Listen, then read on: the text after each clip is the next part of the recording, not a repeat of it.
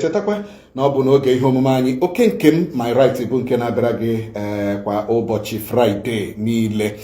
Ọ dị mma, amaghị m na aka ga-echeta mkpesa ahụ bịara n'ụlọ ọrụ nchekwa ndị ogbenye foundation banyere otu nwoke nwụrụnụ na ubo mmiri, kpọmkwem nwa awam amụburu ubo mmiri, isi ubo mmiri bụ late Donatus Amuchie Ngwa, bụ onye anyị nọkwa ebe a na-eti mkpu ya banyere agwa ụfọdụ ndị kpara ije nweta judgment enwetara ịhụ judgment enwetara ashi mee zoom ozu onye nwụrụ anwụ n'ime the judgment si mee zoom ozu onye nwụrụ anwụ. Onweghị ebe judgment si buru ozu aga. Judgment asị hụ gaa autopsy ebe dị otu a.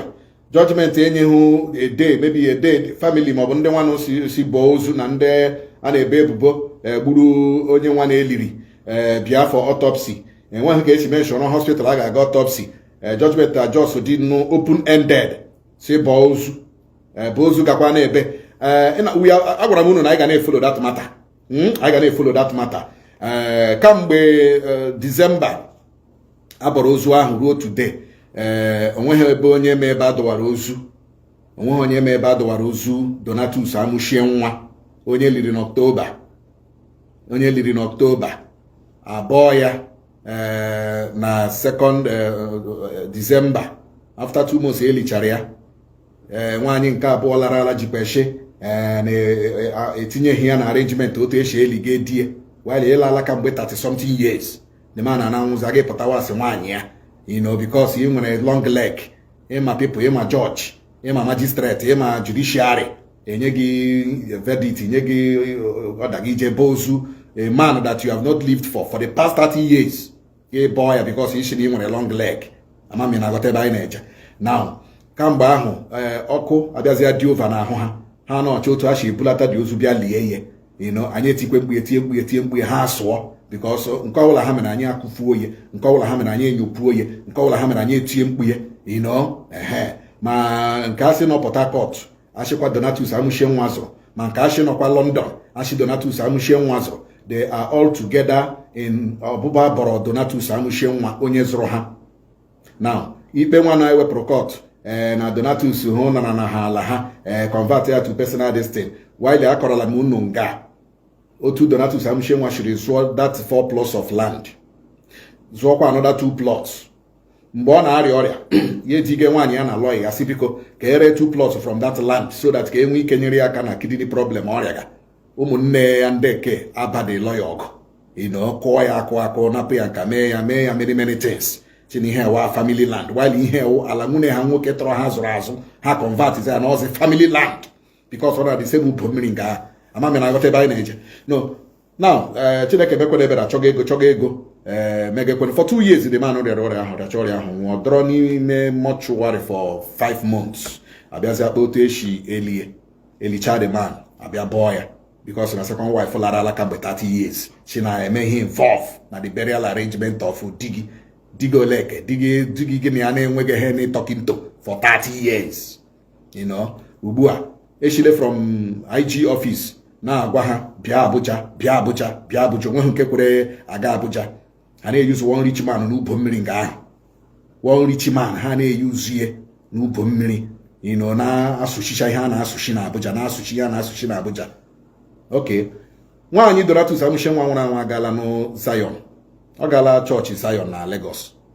Ọkwa nọ ebe ọ nọ Ebuka Obi ahụ ya chiri o nwere nwaanyị nọ nga eli abụrọ die elicha die bọọ ya. That woman should come out. Nwaanyị apụta n'ihu chọọchị. Ebuka Obi bama as spiritually ya na-ahụ a lot of things emege spiritually. Then lezie course ọnụ ndị niile aka ha dị n'ịbọ ozu Donatus Amuchie Nwa. Kamgbe ihe ahụ gara viral na social media and na chọọchị Ebuka Obi na Lagos and the social media everywhere. Ha na-akpọzi ndị medical. In fact, Ebuka Obi mechara hand over the matter to the legal team of the church. So as we are talking now, ndị jizi okwu ọbụba bọrọ Donatus Amuchie Nwa wo ndị legal team, ndị lawyer Ebuka Obi ozi ndị nọ na the matter now. Apart from the causes Ebuka Obi lere na ndị niile bọrọ Donatus Amuchie Nwa and n'otu ndị bọrọ Donatus Amuchie Nwa shi akpọga ndị lawyer Ebuka Obi na-achị mmụọ na kọsụ ha adịchaghị necessary.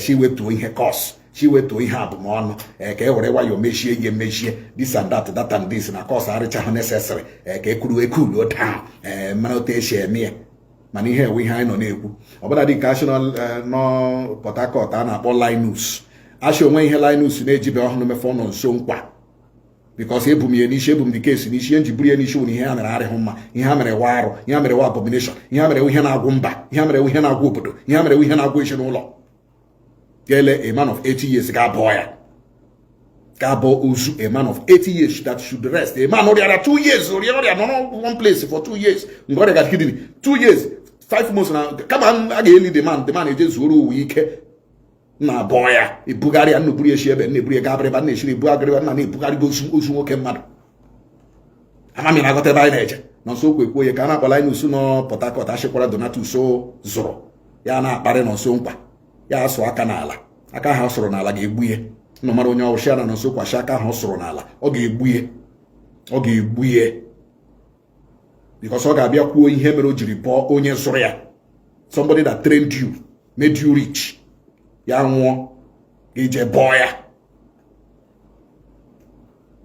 amami na-agọta ebe anyị na-eje agwara si ịma ịhụrụ ụwa anyị nọ n'ime ya ihe ọ bụla ime gị n'ụwa ị ga-erite ụgwọ ọrụ ya i mere mme mere njọ you must get the reward ị ga-enwe ụgwọ ọrụ gị ọka ahụhụ keke eje bịa ịghọtago ọwụ keke eje bịa so ugbu a ihe hịọgazi n'ụwụ Ebuka Obi jikwa bụọ ha ọnụ ha na-arịọzi Ebuka Obi biko ya butuo ọnụ ọbụrụ ha akwụkwọ nsọ si na ihe edere edeghị ọnụ ahụ abụrụ ọ tapara ọka mma otu Ebuka Obi si bụọ ndị niile aka ha dị n'ibu ozu ahụ ọnụ na-awụghị na ọ bụrụ dị kọmuniti ọnụ amami na-aghọta ọka mma ndị niile aka ha dị na ọbụba abụrụ Donatus amụchie nwa ọnụ abụrụ unu ọ ga-adị ire ivi na-eshi nke unu sefụ ọ ma ebulata mana ozu na-ebulata ma afọ ili eli ihe m na-agwakwago eziokwu ndị be anyị na-ekpuchi ihe ọjọọ too much and that is why this community this society ala Igbo ihe mere ala Igbo etoge we cover evil too much but agwara m ha n'ọmụ na ha onye gba ọsọ mmịa ma ọwụ mpi any of them because mụ na ha na-abụ anyị ga-egbuji iji gbajie mbazụ you cannot be doing evil a na-agwa gị na imere ihe ọjọọ gị na-amali elu gị na-ekwu inyo na-ele dimkpa mmadụ bụọ over rubbish ihe na-enweghị unnecessary drama no way they got power nnujige na nnọ ma judiciary ma nnujige na nnọ ma judge nyere ọda ma nnujige na nnọ nwere ndị nwere ego ma nnujige na nnọ nwere connection na-ejiri onye nwụrụ anwụ a struggle for power na-ejiri onye nwụrụ anwụ eshow muzzle a na-ekwe nna na-amali elu a na-ekwe nna na-afụli elu ị na-afụli elu na ị gaghị ahụ ị na-afụli elu ma makwana ma ebe ị ga na-ahụ ịma ma udele ga-eri ozu gị ịma ma udele ga-eri ozu gị gị ile onye nwụrụ anwụ tara ahụhụ before nwụọ 2 years ọ dị izi makwa pens that man gabigara ịnọ na mortuary ịnọ na chemotherapy ka ọ gịnị ndị kidney for 2 years nọrọ ofu ebe for 2 years rịagide ọrịa ahụ nwụọ etinye na mortuary ya nọ 5 months within that 5 months unu achọpụta onwe onye bịara nụchi ebife this man a ga-eme nke ọzọ onwe onye butere kesi elichala dị man na-eburu kesi bịa because unu nwere long leg na-eweta kọtọda abụọ ya kamgbe abụrụ ya olee ewe ọkwa ozu atọla nnụ n'aka ozu amapalala nnụ n'aka na nụ na-achọzi otu nuche eshi na fensị elubata dị ozu abịa elie amami na-aghọta the other time m kwuru ihe nnughe mere data ili oge anụrụ m na nnụ makwara fensị jiri abalị bịa kpochie dị ili nnụma the consequences of ihe eme ili mmadụ oghe nna bụrụ ozu ghe m ihe oghe ma ekwucha ya nna ama fensị jee kpuchie dị ili ọkwa ozu atọla nnọ n'aka ngwa bịa n'ụlọ lie enu na bịa n'ulie mịafọ Linus bịa buru ozu bịa lie enu ka anyị mara akwa eshe na ewu this ewu that bịa lie n'ozu Donatus amụchie nwa na ile enu gị na Abuja asị nụ bịa na-agaben bịa ga anụ na Abuja nụ ihe ewezụga nnụ otu onye aha chi ji ego nnụ n'ubo mmiri nọ na-enyere nna aka na-asụchi nta na-asụchi Imo isi akụgbulo nọ na nga iye isi akụgbulo nọ na nga onye kwu eziokwu nna that is the problem you people have. But agwara m unu na arịghị m ka ndị ọzọ unu ga-eme intimidate ha agba nkịtị. In fact mụnwa ụlọ nso mkpa intimidation gị na-enyekwu moral. I hear some people na-adịghị aware. Intimidation gị na-enye m moral, ọ na-enye m ọbara. In fact, without intimidation, I cannot function. I function well under intimidation. When you intimidate me, I'm fuel now. Oh, there madam. Jishinike. But the truth, Chileke ga akpo yo gwa ya.